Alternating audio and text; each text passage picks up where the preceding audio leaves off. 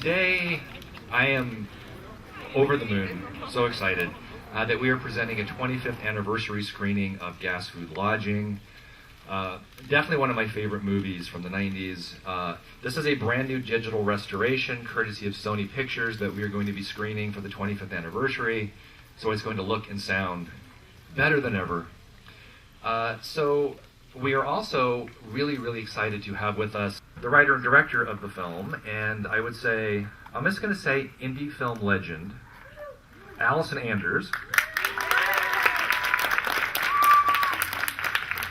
I can hardly believe it, but she's here. We also have the film cinematographer, Dean Lent, who's an amazing cinematographer and a filmmaker. Oh, so they're back there. Could you just wave, Allison and Dean? There they are, up in the rafters. Yes. She's happy to be here. So Allison is here because we invited her because we wanted to give her this year's 2017 Lee Marvin Maverick Award. Which, yes, she's a maverick, big-time maverick.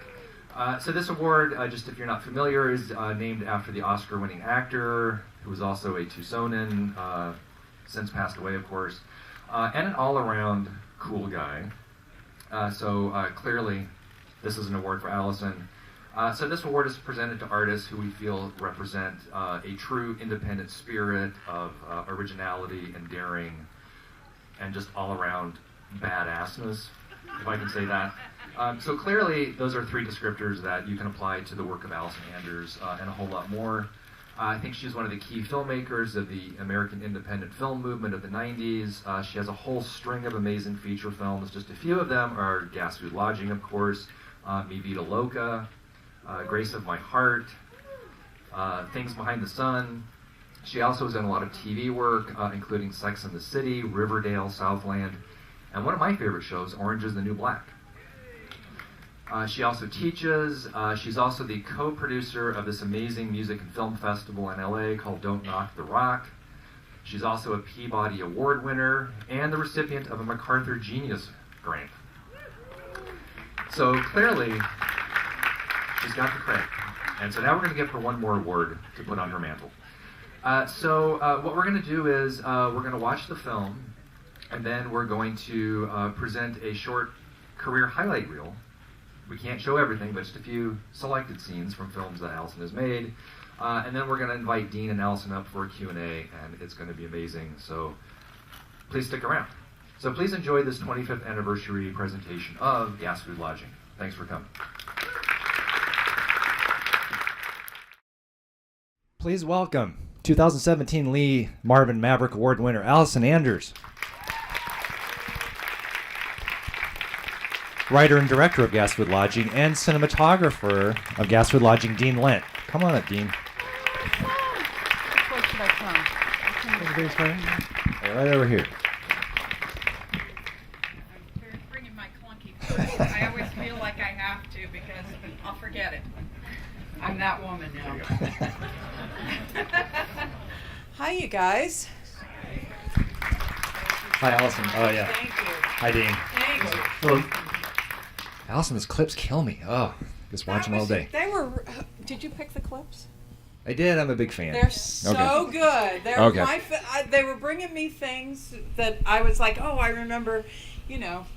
I mean, you could have picked any clips, and it was great seeing the four rooms because I go, yeah, Madonna was really good in that. I was right. She was good. She was. Yeah. So Allison, so you kind of came of age as a filmmaker in the 90s and part of this great film movement, maybe one of the last real film movements we've had, the American indie film movement. So many great people came out of that. Tarantino, Rodriguez, Van Sant, Todd Haynes. Can you just talk a little bit about what the indie film movement was like in the early 90s versus today? Like what has shifted? Oh, yeah. Well, I mean, it's kind of incredible because I realized that we were the last generation of filmmakers who fully expected to shoot on film, cut on film for the most part, and present on film in a theater. I mean, we were that last generation that had that kind of expectation. We also had so many things in place. Like when Dean and I and Kurt Voss made Border Radio, we didn't even know there was a film. Well, there wasn't a film movement yet. It was just beginning, but we didn't, it wasn't defined until that sort of class of 92 when Gas Food Lodging was there at Sundance and Reservoir Dogs. And, that was kind of the year that it got defined. And how do movements get defined? Well, they generally get defined by critics. And critics were very powerful then and really important. And, it was a double-edged sword. You kind of, it was always a love-hate relationship. But for me, for the most part, it was a love relationship, because even when they didn't like my stuff, I understood the importance of them putting things in context. I mean, we even had that with Border Radio with Kevin Thomas, like kind of going, this is an important movie, and this is different than anything else. So I think that now you don't have that. You don't have critics that people follow to like go, oh, what's this guy or gal say? Not really. I mean, so there's no way to put a movement in context, even if there was one. Because artists are not going to do that for themselves. That's not their role to do that. They're just supposed to go blindly do the work and think that they're completely unique. That's what they're supposed to do. Although I have to say that when we were in film school, when we were at UCLA, we'd be watching all these film movements, like the New German cinema and the French New Wave, and I go, well, I want to be part of a film movement, and then later, lo and behold, I mean, one day I kind of woke up and I was like, oh my God, I'm part of something, Yeah. So it was very cool, and grunge was happening around the same time, and Britpop, and I would say that even in the music world, that changed too, because, it just really changed, when magazines disappeared and when the internet came in, I think that all of that changed. And then, of course, financing completely changed as a result of all of that. So it's, I don't even understand it anymore, the film financing. I don't even know how that works. But even, I went to Sundance a couple of years ago with my daughter. She's a really fabulous music supervisor, and she had done this, she had a couple of movies there and a little series, and I was like, God, for some of these filmmakers, they will never see their stuff on the screen again, except, in a few places, So that was that's the kind of harsh reality for me. So thank God for LOFT, and for the people that still show movies, because, and for all of you for continuing to come out to movies to see cinema. Yeah, there's just something so kind of magical about getting a film in a theater and watching it with an audience, and your films even today. I mean, it just was wonderful to see that. And even your first film, which you both co-directed, Border Radio, which was like real punk and DIY and just really cool. That played in movie theaters. Oh, it did. It played in 5. No song. But that was for 1 week. Yeah. But Quentin Tarantino, when I met him, he said, hey, I've still got my ticket stub for Border Radio, man. So I was like, he totally stole our whole thing of the thugs in the car. Yeah. But yeah, it was, and the thing with Border Radio is that we were inspired by a number of things. I mean, Dean shot my first movie at UCLA and Kurt's second movie. Yeah. And then we had this great guy, Billy Woodbury, who was this wonderful filmmaker who was working in the tech office, and he saw all of our second films, and he said, you guys need to make a movie, and I'm going to help you do it by giving us the equipment on the sly, to go make the films, so to make the film. Don't forget the Paris, Texas inspiration. Yeah, so Paris, Texas, we went to work on that, which is a whole long story, but I kind of stalked Vim Vendors for a year or so. Sure. And then, yeah, so that was an inspiration, but also DIY punk was an inspiration because, we had seen how they could go just, they were shut out like we were shut out. They were shut out of the music industry. We were shut out of the movie industry. And so we saw that they just went and did their own deal, where they were just like, all right, well, we're going to just go do it ourselves. So we thought, well, I guess that's what we're going to do then, So there's even, it's funny in the clip that you had there's all the DIY flyers that they used to promote their DIY gigs in the LA punk scene. And it's kind of like, I was like, wow, there's DIY and then we're shooting it DIY. And Dean also had a kind of shooting style that was so right for it that at one point Dave Alvin, who's in Border Radio, said, how did you get this guy to look so grimy? And it was just like, they were like really into the punk aesthetic of it all. And that kind of started you like casting musicians in films, like John Doe was in it, and Yes, Dave that's Alvin, right. and And Christy, and the band Green on Red, who had an album called Gas Food Lodging. So hence, later they were on my mind. So working with musicians was, I don't think I've ever not done that. I don't think I've ever made a movie not working with musicians, even stuff that I did recently for Lifetime. I ended up working with Jewel in one and John Doe as A.P. Carter, the Carter family, which is in the pretty Johnny fun. Cash movie, Yeah. yes. And then I worked with Idina Menzel on a remake of Beaches. So I've always worked with musicians. What is it about musicians that you think translates to film? Well, what I like is that they bring like a kind of personal, like they just bring an authenticity, not just to be musicians, but they're not studied at all. So, I would never just cast musicians on their own. I would always want them in a scene, although in Border Radio we did for the most part. I mean, we had a couple of actors, but for the most part, but it was brand new, we were newbies. But with subsequent films, what I would do is always have a strong actor in a scene with a musician. And then the beauty is that the musician gets them a little more real and a little less guarded, and then they give them a structure. The actor gives a structure to the musician within the scene. So, if I think about Rosanna Arquette and John Taylor in Sugartown, it was like the perfect combination because she really just taught him how to work a scene. It was beautiful. And then he just got her a little looser.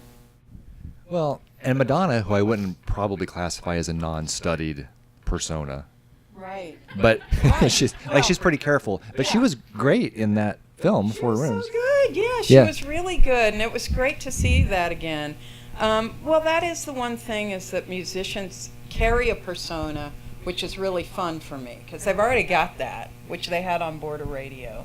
They had this, and even in Gas Food Lodging, I mean, musicians are never going to do something that they wouldn't think is cool.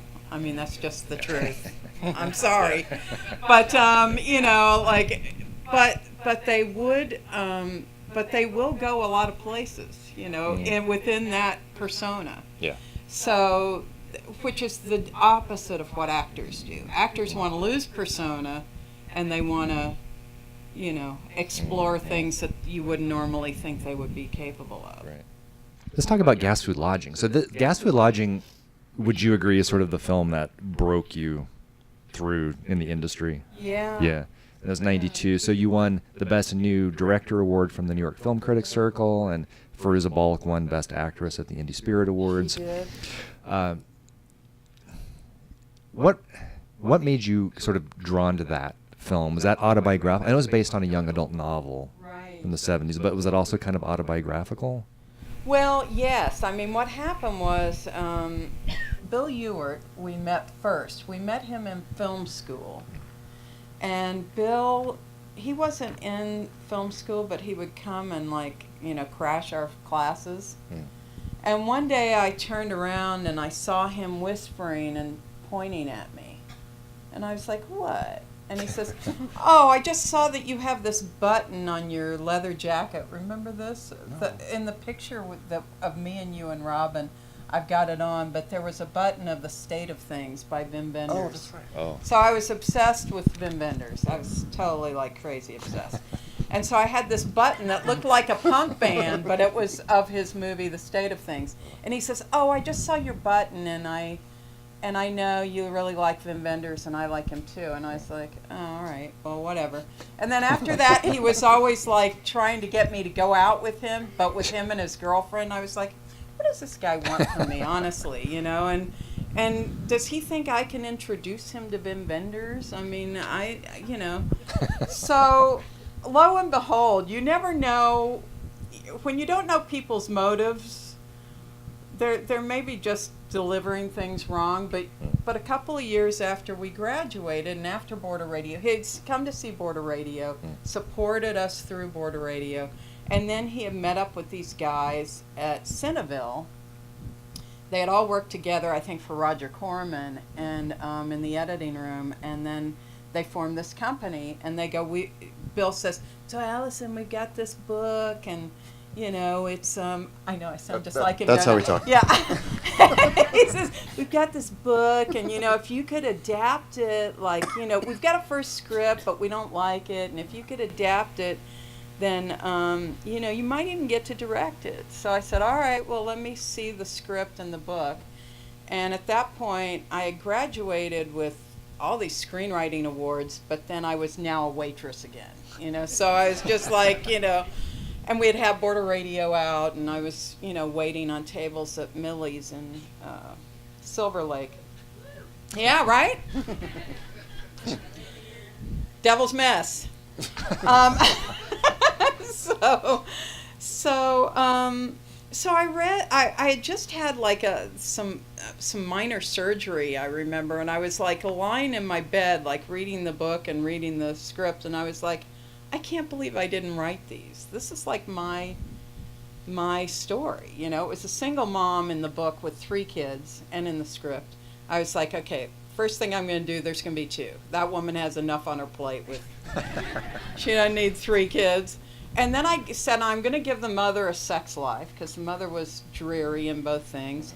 And then one thing that I thought was that I wanted to make the narration from the younger daughter's point of view. And then with Trudy, it was very confusing, because in both the book and the script, it was she's really popular, but she's a slut. And I was like, no, it doesn't work like that. I mean, you're either a slut or you're very popular, but you're not both things. And I was like, and her behavior is so acting out, I want to find out I want to give some source of this kind of acting out and this kind of anger and kind of reckless behavior, So then I just basically took the script over and made it obsessively my own, in every single way. I mean, to the point that my mother would go, I know Brooke's supposed to be me, and I was like, no, they're all me, Mom. They're all me. Well, I grew up in a small town in Arizona, and you really so captured that feeling of just nothing to do, and the tumbleweeds blowing through the street, and that great shot where the tumbleweed blows in front of her when she's walking down the street. So the desert in this movie is almost the main character, Dean, and you shot this so beautifully. You really captured what's beautiful about the desert, and also kind of what's post-apocalyptic about the desert. So in Tucson, we're very comfortable with that. Whenever we open the back door, we look out there.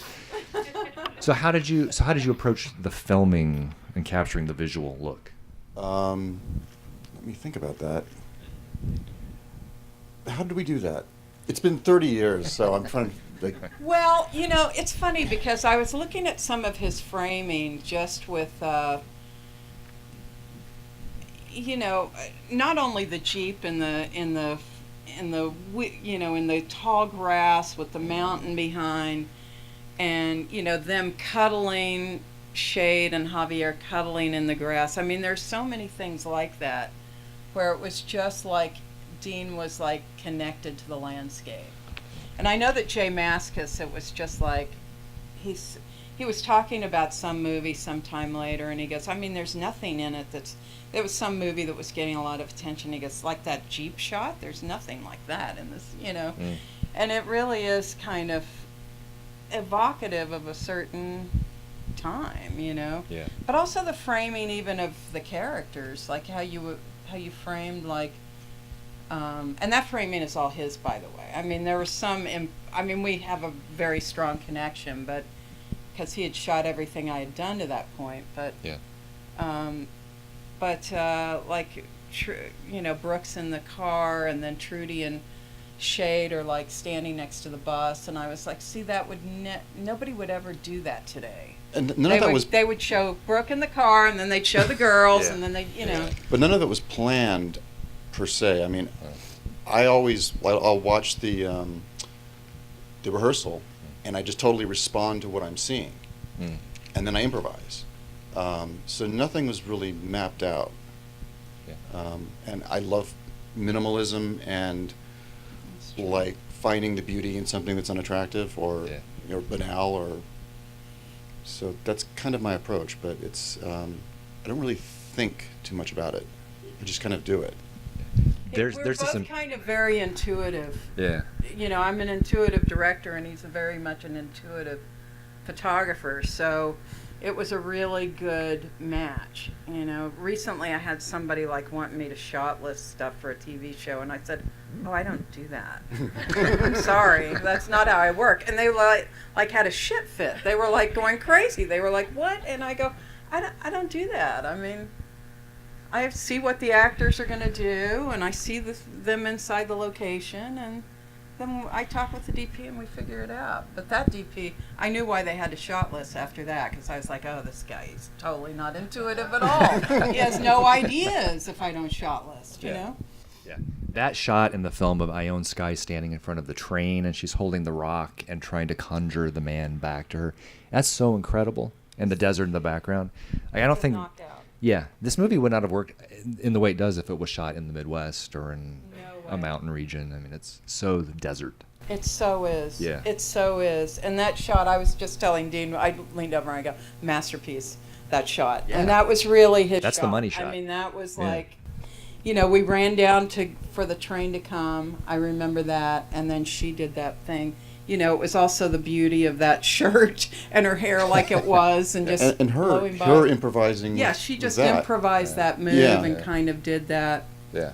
A And lot of that it's was just- not scripted. It's like letting go. You just kind of let go and Yeah. let things happen. Yeah, that's one of my favorite things in the movie. How did you land in Deming as the town? Oh, well, this 'Cause is Deming. I was just Who talking knows to about Dean Deming? about that this morning. So one of the things that, or yesterday we were talking about it. One of the things was that the book was set in Chicago, and I think the first script was set in Chicago. And then they said, "Okay, yeah, make it your own, Allison, and then we'll set it in New Mexico." So at some point I was like, and she had like kind of her going to like old movies at a movie theater, but there would never be that first script, and there would never be that back then. There were not places you could go do that, but Spanish movies you could. But so I started working on all that, and then I said, you guys, I'm excited that we're setting it in New Mexico, but why are we doing that? And Carl Colpart just said, because we want to go there. I was like, oh, that's how it works? Wow. I didn't even know. So Bill Ewart, the guy from film school, he and I did a road trip just scouting locations together, and everything was a little too, like Santa Fe was lovely, but it was not right.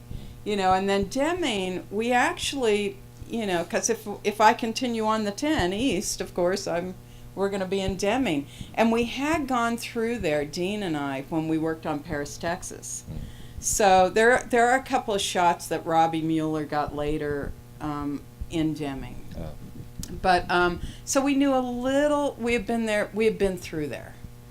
But when Bill and I went, I was like, "Oh, this is perfect," because there's nothing that looks like it. There was a great truck stop there, which isn't there anymore, sadly. And then there was just kind of this town that looked like it was really nothing, and then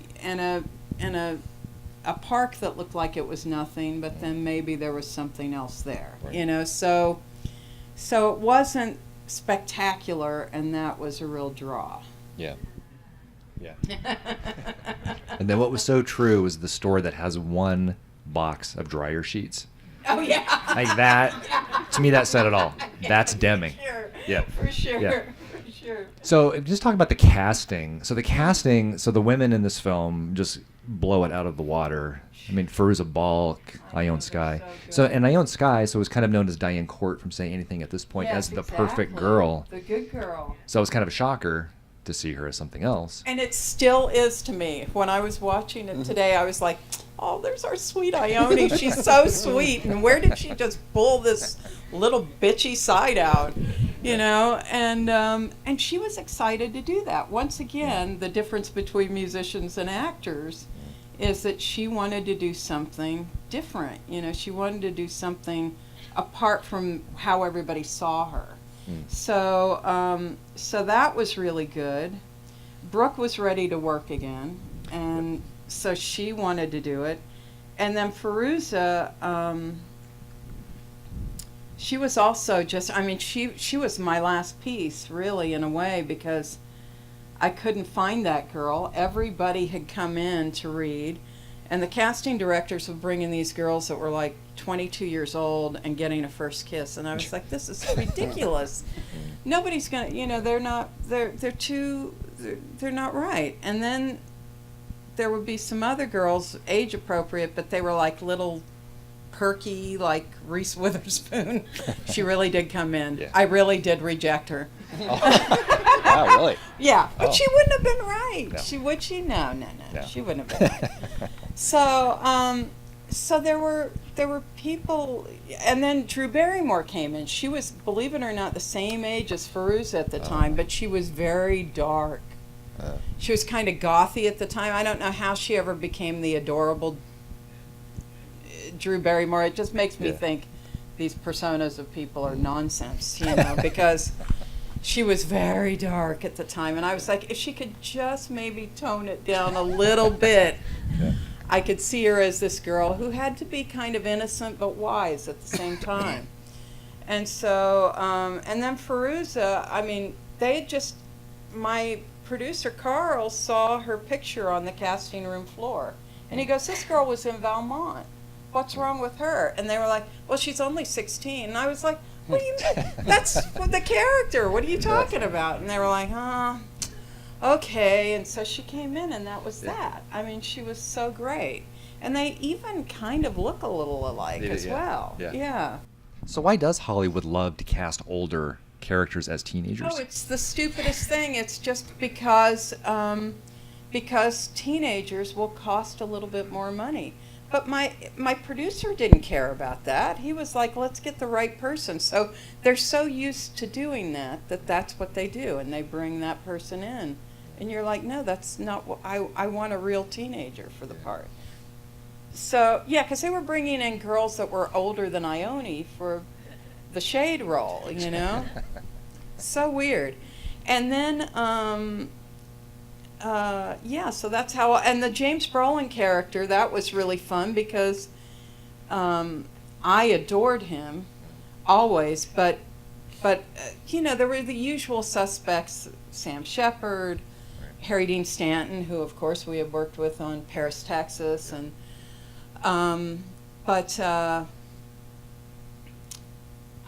you know, that wasn't the way to go. You know, they had already played this character. They weren't going to want to do that. So at some point, Carl and Dan said, hey, listen, Larry Estes, who is one of the great unsung heroes of independent cinema. I believe he's That's right. here, in right? Tucson, yeah. Love him to pieces. They said, "Hey, so Larry wants you to see James Brolin. You don't have to cast him." And I was like, "Are you fucking kidding me? I love James Brolin." So that was great. I mean, the minute that I met him, I was like, "Well, this is," and he wanted to do a part like this. So what Harry and Sam Shepard and guys like that had done to death, James Brolin was never given that opportunity because everybody thought of him as the guy from Hotel or Marcus Welby or TV guy. Right. And he actually started out as a filmmaker. It's just that with that handsome mug, they were determined to put him in front of the camera. It's a curse. Yeah. Yeah. Yes. Now that is. And was that Josh Brolin in the home movie footage?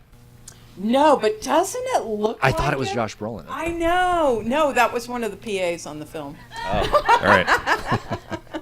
Yeah, and just so many great indie, like Chris Mulkey is in this. Like so many great Yeah. '90s And Chris indie Mulkey, actors. I was thinking about it, looking at him. I was like, oh my God, we went and saw Patty Rocks, one of the real early American indies, and how much we loved that movie. And so it was exciting to have him come in, and I was like, oh my God, And he'd just been in Twin Peaks at that point. Yes, Yeah. exactly. Yeah. Yeah, such a wonderful guy. I've worked with him a couple of times since. Yeah. So after Gas Food Lodging, so you just had like a slew of amazing films in the '90s. Grace of My Heart is just incredible, and you got to work with Scorsese, who was I did. the producer on the film. He was. And I'm just curious, was Alice Doesn't Live Here Anymore a little bit of an influence on Gas Food The Lodging? only influence I had. In fact, I presented the movie at TCM Film Festival a couple of years ago and talked about that because it was there were no movies about single moms, really. I mean, that was the only one that really felt like a real single mother, like her struggle. So yeah, that was definitely one that I referred to for Gas Food Lodging. Yeah. And he sort of mentored you, and Thelma Schumacher helped edit She did. Grace of My Heart, and that movie is just so incredible. And Ileana Douglas is just She's so good. amazing. Yeah. She's so good. Yeah. Was that sort of your biggest commercial film in terms of being a studio film? It was, yeah. I mean, it's funny because it was my biggest budget. It was only $5 million. But $1 million of that was for the music back then. So, because we had to create all new music for the movie with only a couple of exceptions. And, yeah, it was, and it was through a studio. I mean, it was through Universal. It was through Marty's deal at Universal. He had a deal to produce like 5 movies, I think. Okay. And so this was one of them. But, I was talking to Ileana a couple of weeks ago, and we were talking about producers. She's got this wonderful movie she's going to direct, and she wrote. And I was telling her what an amazing producer Marty was. It's like I said, there was like one day he told me, he says, look, I'm going to end up getting notes from the studio. I'm not going to let you see those. I'm going to filter them, and I'll tell you what they say if I think that they're meaningful. He says, because those people don't know how to talk to artists. And I was like, oh my God. That was like so beautiful. Yeah. It's like, I mean, if you want a producer, that's what you want, is somebody that can do that for you, And my guys at Cineville were like that too, I have to say. They would filter things through for me, and they really knew how to talk to me so that I wouldn't lose my mind, and lose my focus.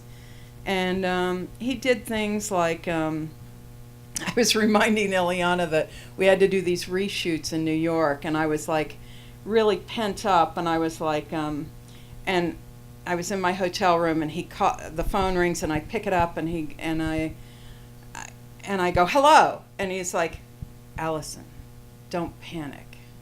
I was like, oh God. I said, I just have to keep my ego off the set. And he says, that's right. And I said, because it's really not about about me? And he says, no, it's about the work. And I said, well, and it's about, and he goes, well, it's always about that. Meaning the spiritual, it's all like unsaid, you know, it's this kind of amazing thing.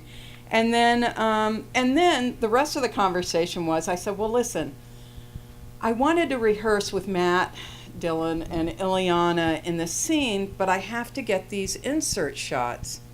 So I wondered if it would be terrible, and what I was going to ask him is if the first AD could get those insert shots so that I could rehearse with the actors. Mm-hmm. And he goes, oh yeah, definitely. Before I could even say it, he goes, oh yeah, don't worry about it, I'll do it.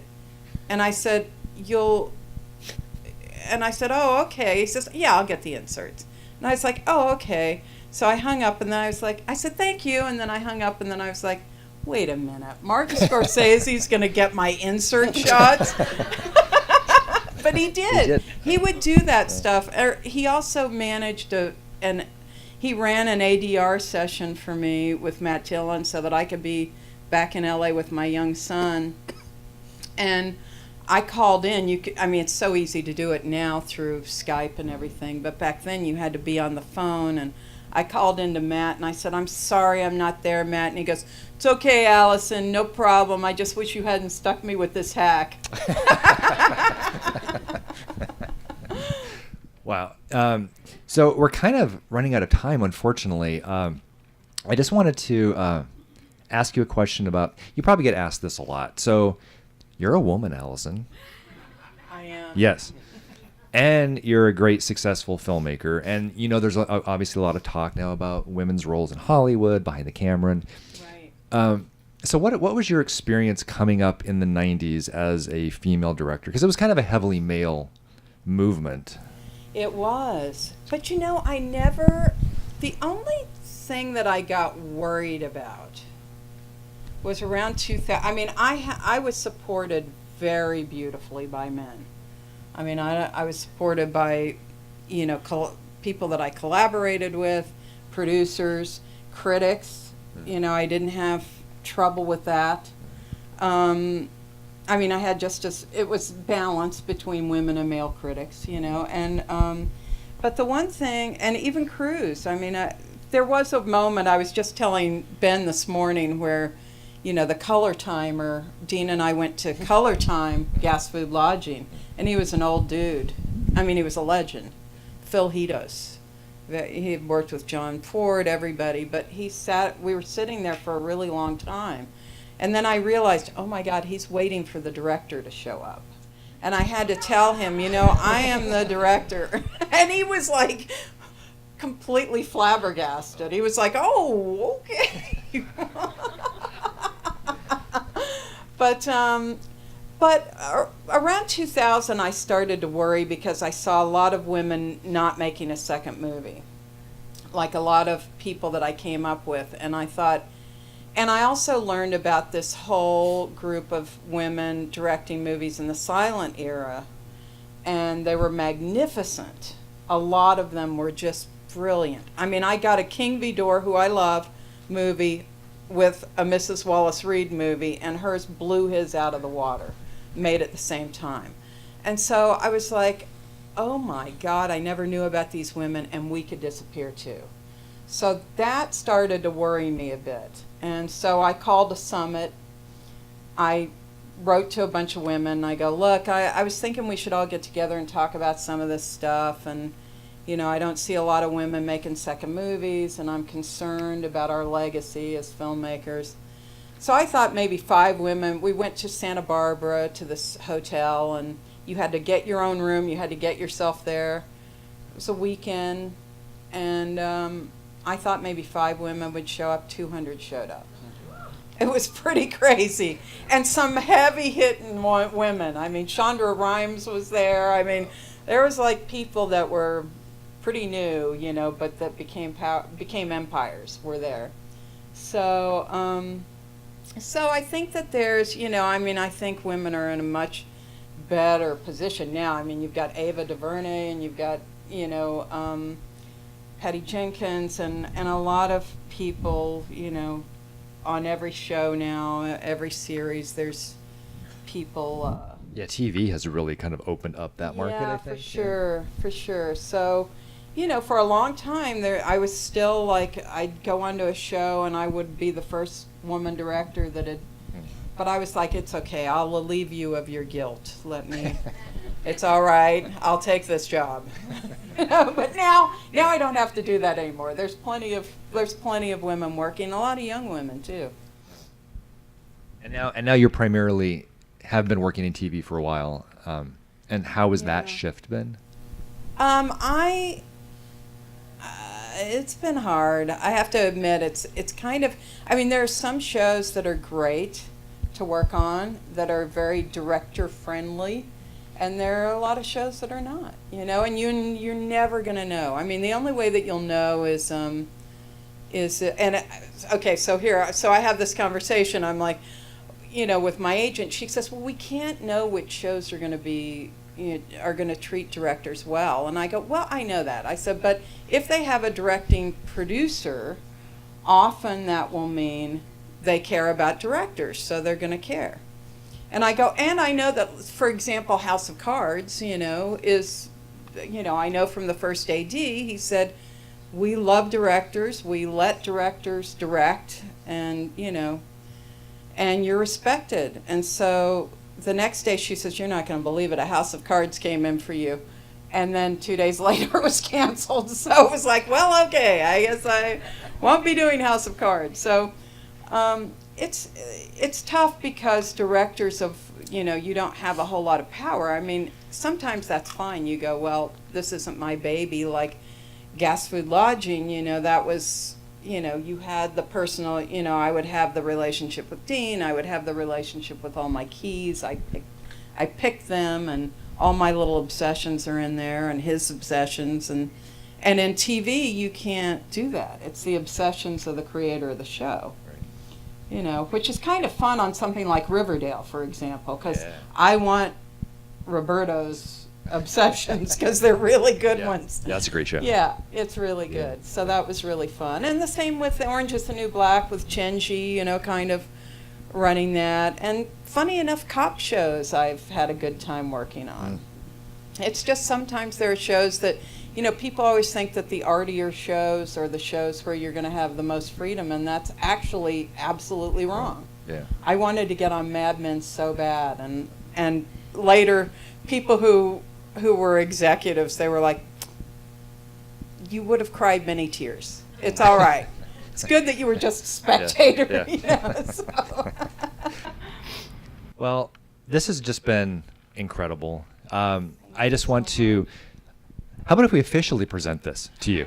Yes, let's do it. I love that. Let's do it. Okay. Allison Anders, please accept the Lee Marvin Maverick Award for 2017 from the LOFT Film Fest. Yes.